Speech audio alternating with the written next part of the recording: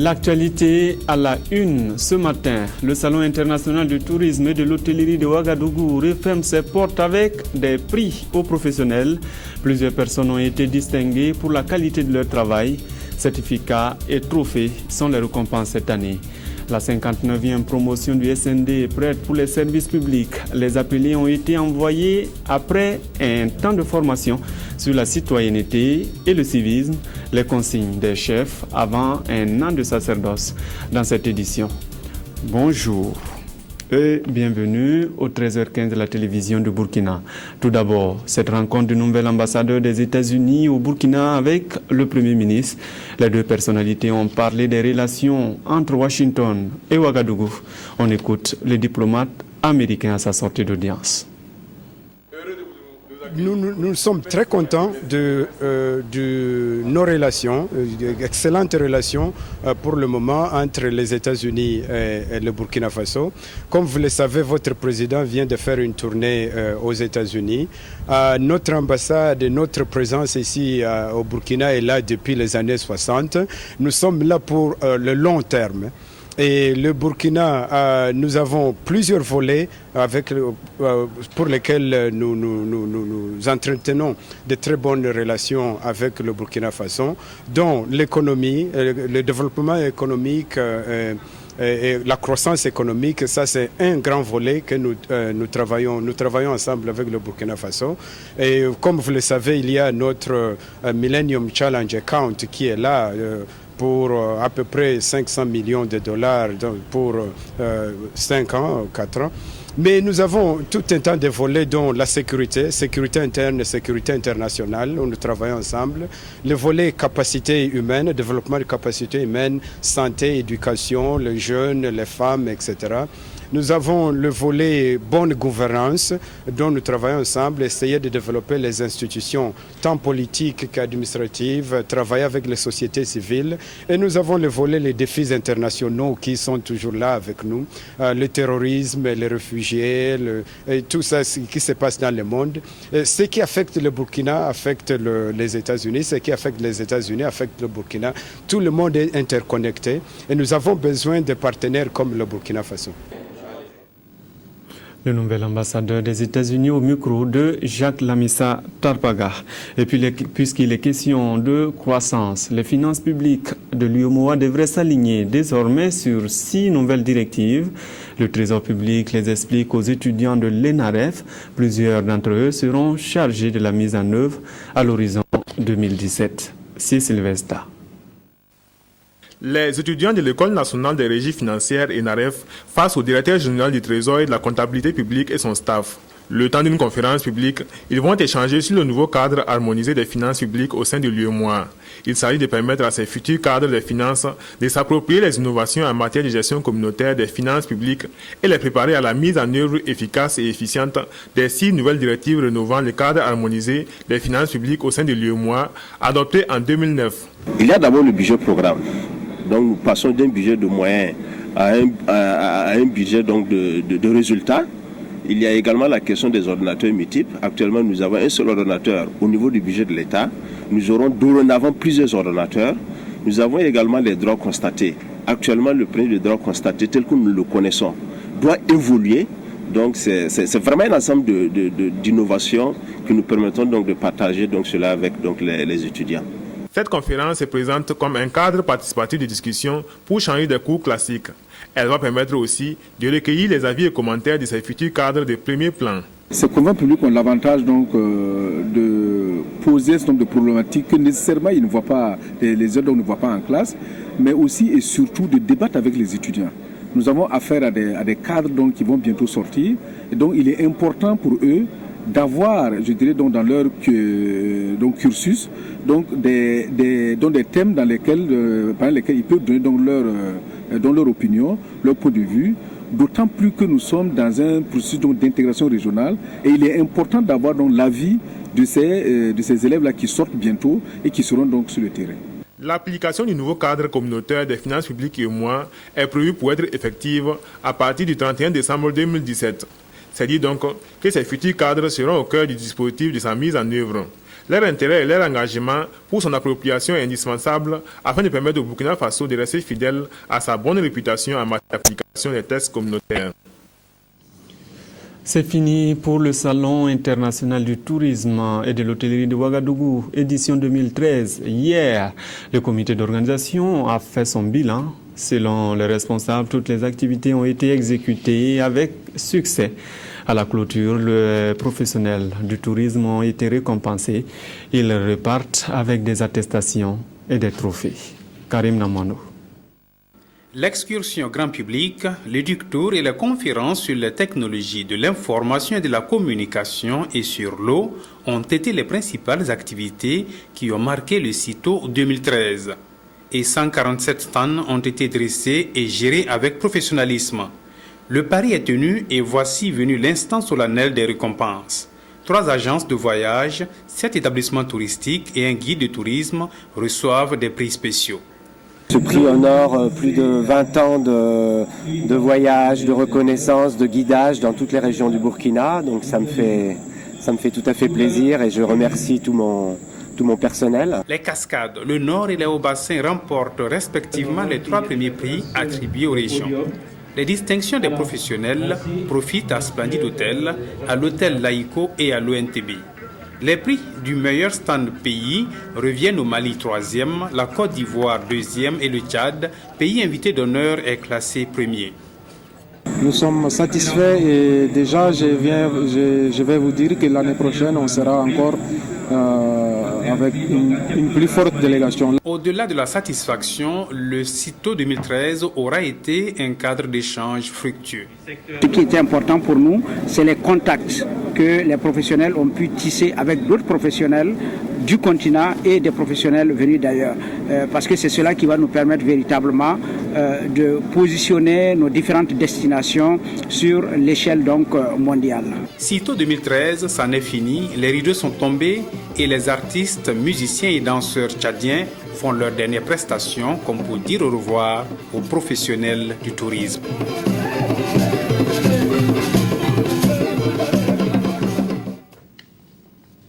Et puis dans les tâches des forces de sécurité, certains font face à la corruption. Le RENLAC, le réseau national anticorruption, s'appuie sur la formation pour vaincre le fléau. La première a concerné des agents de la police nationale. Nyarkiteda. Ils sont au total 50 à prendre part à cet atelier de formation sur le renforcement de la lutte contre la corruption au sein des personnels de la police nationale. Par le comité de pilotage de la formation continue, cet atelier de 48 heures vise à doter les participants des armes nécessaires pour traquer la corruption dans les rangs de la police. À travers cette formation, l'objectif visé, c'est avant tout donner les instruments nécessaires aux policiers pour qu'ils participent efficacement à la lutte contre la corruption au sein de la police nationale. L'essentiel pour nous aujourd'hui, c'est de faire ensemble que la grande majorité des policiers comprennent que le phénomène de la corruption doit en tout cas quitter nos rangs pour rendre beaucoup plus crédible en tout cas notre action sur le terrain. Ils sont venus des services les plus exposés au phénomène de la corruption selon les responsables de la police.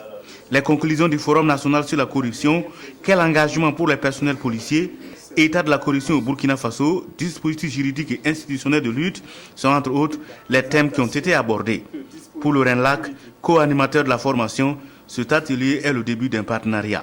Nous, au niveau du RENLAC, nous avons bon espoir que ce partenariat-là va être florissant, va être fructueux et permettra à de nombreuses personnes qui travaillent au sein des personnels de la police de pouvoir participer à la lutte contre la corruption au sein de la police et même d'une façon générale au sein de la société burkinabé.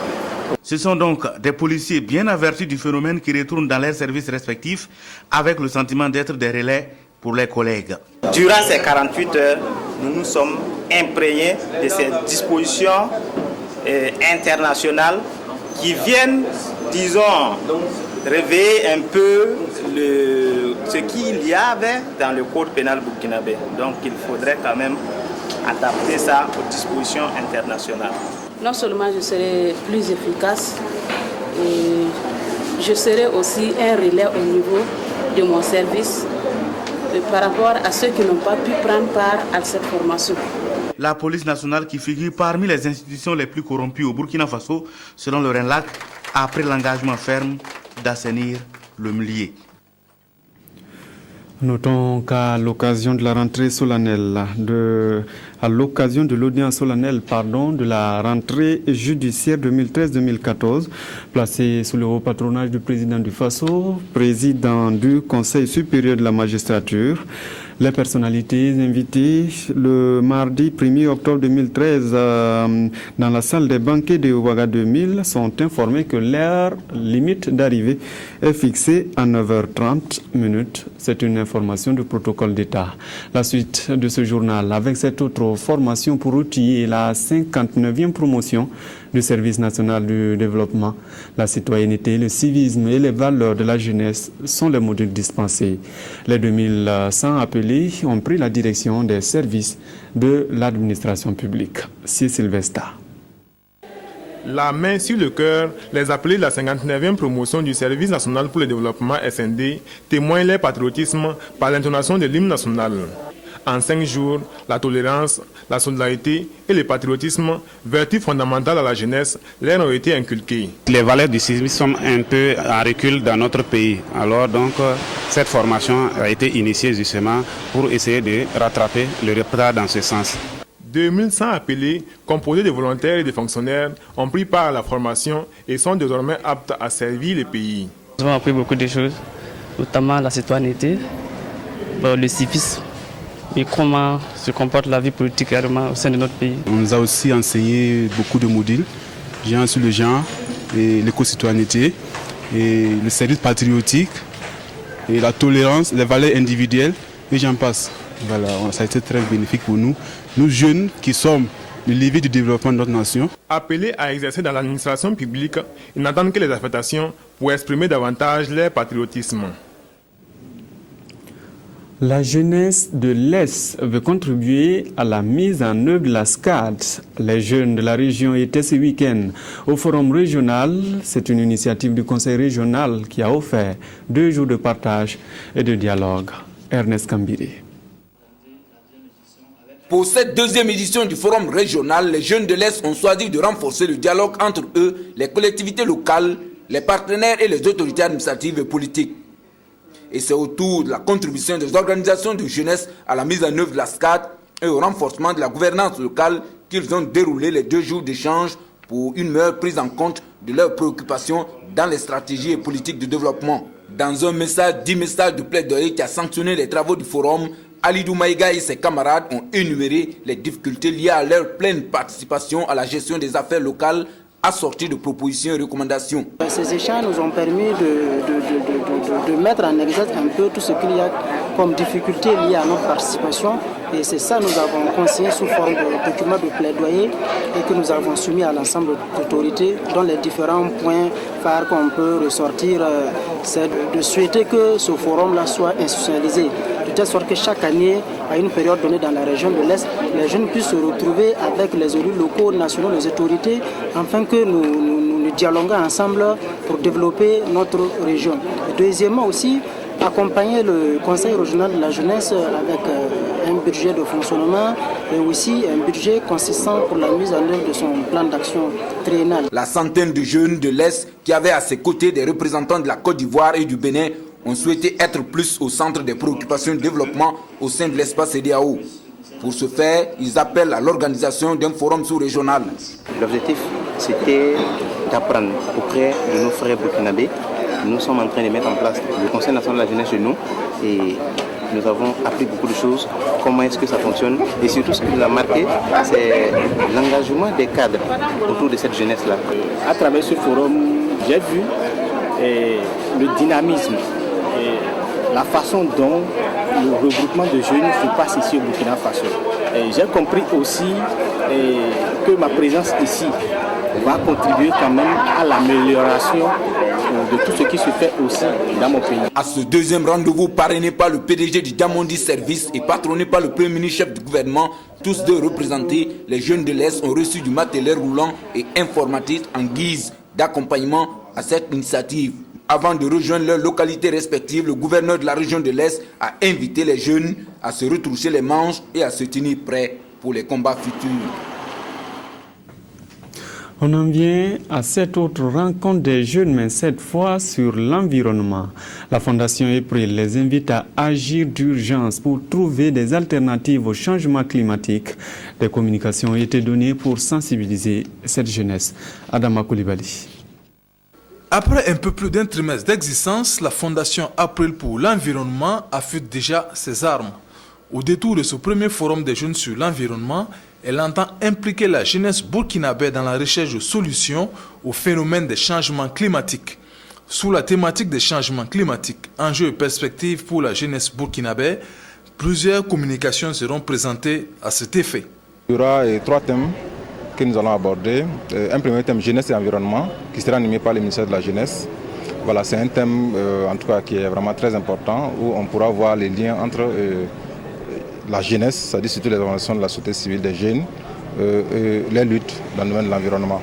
Le deuxième thème que nous allons aborder, c'est les mesures d'adaptation au changement climatique. Aujourd'hui, c'est très important aussi de parler de ça, parce qu'aujourd'hui, le problème est là. Quelles sont les actions, les outils que nous pouvons développer pour nous adapter? La troisième communication va porter sur l'économie verte, c'est-à-dire comment entreprendre utile sans dénaturer l'environnement. Le conseil régional apporte son soutien à cette jeune structure. Nous étions vraiment dans la recherche de structures de jeunes dynamiques comme celle-là pour que nous puissions travailler ensemble dans le domaine du développement durable, dans le domaine de l'accélération du développement économique de notre pays. Et quand on les écoute, on est vraiment en phase. Et notre conseil fera tout pour travailler avec eux, les aider à développer leurs initiatives. Cette rencontre devrait sans doute contribuer à la philosophie de la Fondation, vivre mieux dans un cadre sain et un environnement propice au développement socio-économique des générations actuelles et futures.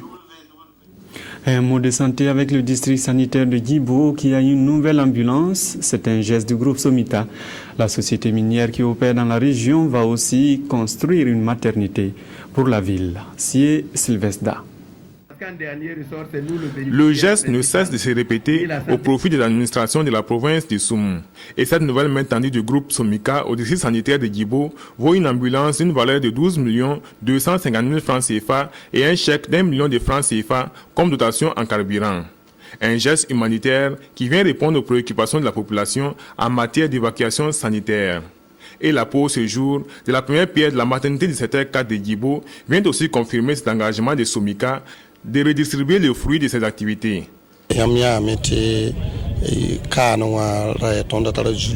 Pour les questions de santé ici à Djibo, c'est souvent une course contre la montre et il faut avoir des véhicules capables de traverser les zones d'accès difficiles. L'ambulance constitue donc un élément important dans le dispositif sanitaire. C'est pourquoi nous pensons que notre geste va soulager les populations bénéficiaires. La construction de la maternité qui va coûter plus de 50 millions de nos francs vient en réponse aux sollicitations des femmes. C'est dire que nous sommes toujours à l'écoute des populations car l'État à lui seul ne peut pas tout faire. Ces bols d'air offerts par cette société minière est de l'avis du ministère de la Santé le type de partenariat qui permet à l'État de renforcer l'offre sanitaire. La question de la santé n'est pas une affaire seule du gouvernement, c'est une affaire de tout le monde. Et nous saluons à sa juste titre des actions comme celle-là où le groupe Somika s'est décidé à continuer, parce qu'il avait déjà entrepris des actions de par le passé, à continuer son partenariat avec le ministère de la Santé en lui octroyant donc une ambulance qui va servir pour le déplacement des malades dans de meilleures conditions, mais également à travers la construction de la maternité qui va participer donc de la santé de la mère et de l'enfant. C'est le partenariat de tous les espoirs ici à Djibo. Les agents du centre médical avec antenne chirurgicale carrent l'espoir de voir d'autres interventions du groupe se succéder pour leur offrir de meilleures conditions de travail. Et avec cette visite des infrastructures, de nouvelles lignes d'intervention pointent à l'horizon pour un meilleur accès aux soins de santé, foi des premiers responsables du groupe Somika. Du sport, le titre de champion de la saison de basket en senior homme sera attribué ce soir lors de la 3e manche entre RCK et l'AS Sonabi. Les deux équipes ont chacune une victoire. Le vainqueur de cette dernière sera sacré champion. Le match débute à 19h au Palais des Sports de Ouagadougou.